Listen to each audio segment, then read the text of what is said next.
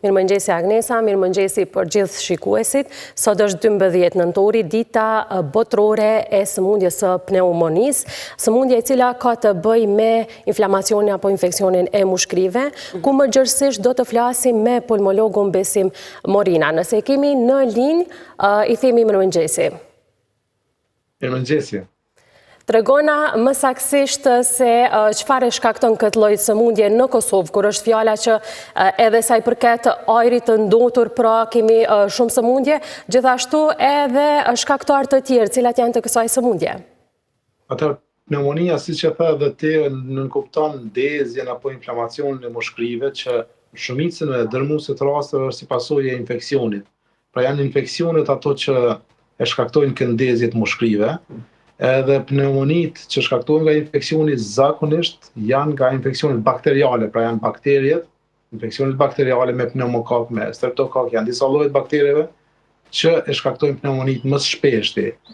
Po nuk duhet harruar edhe virusët, ne dim që edhe virozat kanë mundësi të shkaktojnë pneumoni, nuk e kemi shumë të largë memorien, domethënë kujdesen nga Covid-19 kur kemi pas raste të shumta të pneumonisë si pasojë e virusit të Covidit.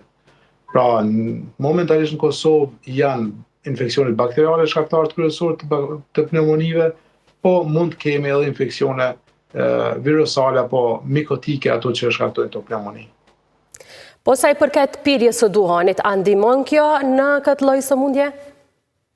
Normalisht edhe pirja e duhanit edhe në ajrin ndotur edhe faktorë tjerë mund ta influencojnë, pra mund të ndikojnë në kushte të përgjithshme, në gjendjen e përgjithshme të imunitetit, e që pastaj një farforme në momente kur ne imunitetin si lokal në mushkri, ashtu edhe imunitetin e përgjithshëm, e kemi të dëmtuar, atëherë porta hyrëse e këtyre infeksioneve bakteriale dhe infeksioneve virale është e hapur edhe si pasojë mund të kemi pastaj edhe inflamacionin e mushkrives. Si diagnostikohet kjo lloj sëmundje dhe cilat janë simptomat më të shpeshta? Pneumonia zakonisht diagnostikohet duke bazuar në historinë e pacientit. Pra, pacienti tregon për ankeset e tij që mund të jenë koll, pastaj koll shpesh kemi të përzierë me këlbazë me ngjyrë, pastaj kemi dhimbje një pjesë të gjoksit ose shpinës. Mund të kemi temperaturë edhe ethe, plogështit përgjithshme, lodhje, djersitje, përgjumje. Këto simptoma pastaj na shtyn ne të bëjmë ekzaminimin e përgjithshëm që normalisht e bëjmë ekzaminimin me stetoskop ku dëgjojmë ndryshime në auskultim, pra në dëgjimin e mushkrive, e pastaj në momentin kur ne dyshojmë bëjmë analize laboratorike që në këtë rast kemi markerët inflamatorë siç është CRP-ja, sedimentimi, leukocitet që na tregojnë nëse kemi infeksion. Dhe pastaj, përveç kësaj, si përfundime bëjmë një incizim radiologjik, pra një radiologji që zakonisht është rentgeni, por në rast të caktuar bëjmë edhe tomografi kompjuterizuar, pra CT ose incizim i thellë, me të cilën verifikohet ndryshimi radiologjik. Cilë persona janë më të rrezikshëm nga kjo sëmundje edhe a mund të trajtohet edhe në metoda pra shtëpiake pa u hospitalizuar? Normalisht më të rrezikuarit janë moshët e vjetra, dhe dim që pneumonia të moshët e shtyra mund të jetë edhe vdekje prurëse. Pastaj po ashtu të pneumonia janë të rrezikuar edhe fëmijët e vegjël, edhe disa grupe tjera të populacionit siç janë edhe gratë shtatzana apo njerëz që kanë sëmundje kronike, siç është me insuficiencë renale, me leukemi, me sëmundje kanceroze, kështu me radhë. Po çka është më rëndësishme, kjo jo gjithmonë është rrezikshme për jetë. Në shumicën e rasteve ne i trajtojmë, siç e përmend edhe ti, në shtëpi, mjafton të merr një antibiotik nëse kemi bëjmë infeksion, edhe me barna shoqëruese, edhe shumicën e rasteve trajtohet në shtëpi duke konsultuar mjeku specialist.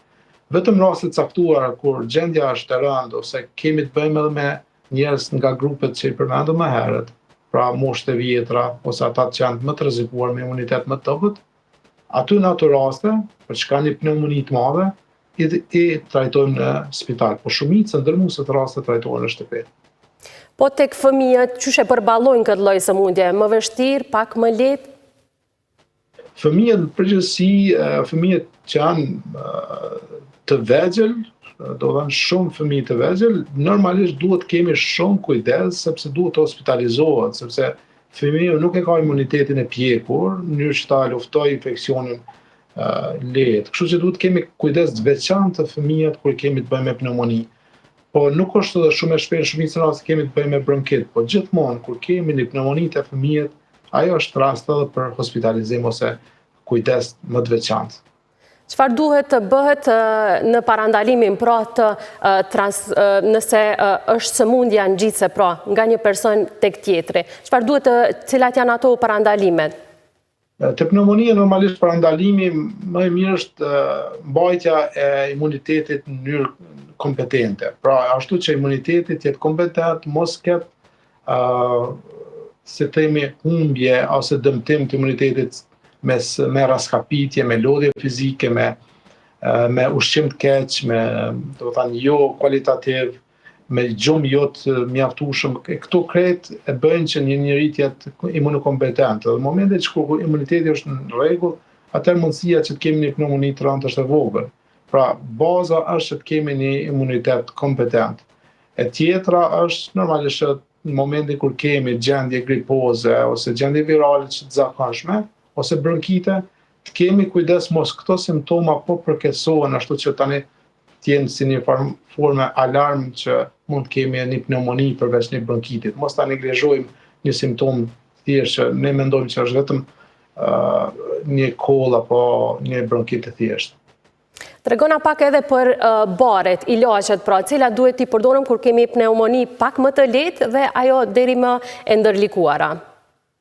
Normalisht sipas protokolleve që përdoren në mjekësi, në përgjithësi, në trajtimi bazë një pneumonia është përdorimi i një antibiotiku, po gjithmonë duhet kemi parasysh që në momentin kur ne gradojmë pneumoninë si më të moderuar apo më të rëndë, atëherë duhet të shtohet antibiotiku dhe duhet të shkalojmë me 2 antibiotik ndryshëm të fushave ndryshëm që veprojnë të antibiotik, si më thanë, me në bakterje të ndryshme, sepse në momentin të pneumonia nuk e kemi luksin që të presim, të bëjmë analizat e kërbazës dhe të shohim çfarë lloj bakterie është, sepse kjo merr shumë kohë, e ajo duhet trajtohet me një herë, duhet fillohet trajtimi me antibiotik në mënyrë empirike, pra të me një hershme, në mënyrë që mos të vonohemi. Kështu që zakonisht fillojmë me marrjen e antibiotikëve në mënyrë perorale, pra përmes gojës, po në rastet që janë më të rënda, atëherë marrim me antibiotik përmes rrugës intravenoze. Nderuar, me që po flasim për simptomat shkaktarët edhe shërimin, aktualisht në klinikën e pulmologjisë në QKUK, sa pacient po kërkojnë pra ndihmën e juaj dhe a është një numër i konsiderueshëm?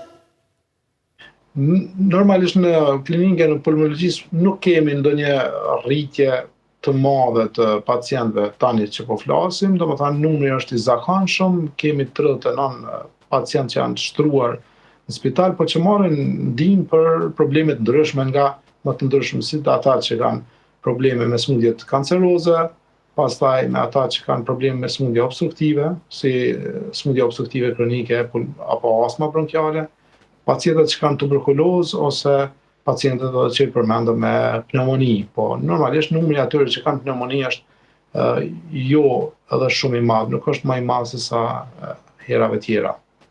Po koha, periudha, sa është e rëndësishme pra edhe në përhapjen e pneumonisë, pra sëmundjes, dimër, verë, ku është më shumë ndoshta më e përhapur?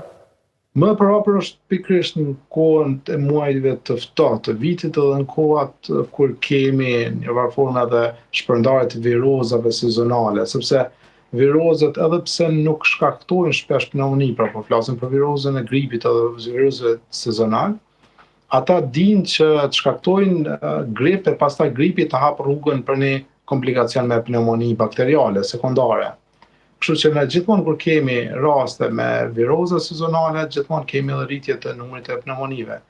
Pra dhe muajve të ftohtë të vitit, për shkak rënies së imunitetit edhe ftofjeve të shpeshta, mund kemi rritje të numrit të pneumonive. Kështu që gjithmonë jemi më të përgatitur në vjesht dhe në dimër. Sa mund të përmirësoj pra sëmundjen që të shërohet sa më shpejt një person i cili frekuenton malet, natyrën si që është Prevalla, apo malet e Rrugovës e të tjera? Sa ndikojnë këto? Si që thashë edhe më herët, më rëndësi të pneumonia, të prevenimi pneumonisë është ta kemi një imunitet kompetent. Imuniteti kompetent, pra imuniteti në rregull, është nëse ne kemi ushqishmëri të rregullt, nëse kemi ushqishmëri të mirë, kualitative, pastaj nëse kemi pushim të mjaftueshëm, pra njerëz që s'kan pushim të mjaftueshëm si fizik, si psiqik, gjithmonë kanë tendencë të kenë imunitet më të dobët. Edhe gjumi i mirë, që është shumë bazë, domethënë shumë e mirë për të kemi një imunitet mirë. Po ashtu edhe rekreacioni që përmendet ti, aktiviteti i përditshëm fizik, ekspozimin në ajër të pastër dhe në natyrë, kjo gjithmonë rrit mundësi që ne të kemi një imunitet më kompetent edhe pikërisht edhe si pasojë të kemi edhe mungesë të infeksioneve të ndryshme përfshirë në pneumoninë. Nderuar, për këtë temë kemi çfarë të flasim shumë më shumë, por ne me kaq po e përfundojmë dhe takohemi në tema të tjera. Faleminderit shumë për krejt këto informata që ndohet me shikuesit tanë. Faleminderit për jush. Faleminderit.